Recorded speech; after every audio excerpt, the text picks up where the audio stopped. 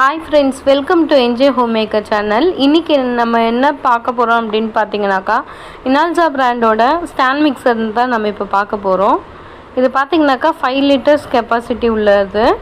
நான் அமேசானில் தான் பர்ச்சேஸ் பண்ணியிருந்தேன். ஸோ இப்போ வாங்க நம்ம அன்பாக்சிங் பண்ணிடலாம்.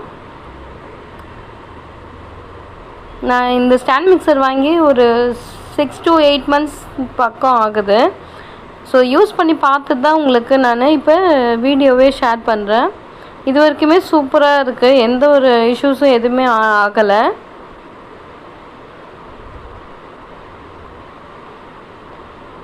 பாருங்கள், பேக்கிங்லாம் நல்லா பக்காவாக வந்திருக்கு.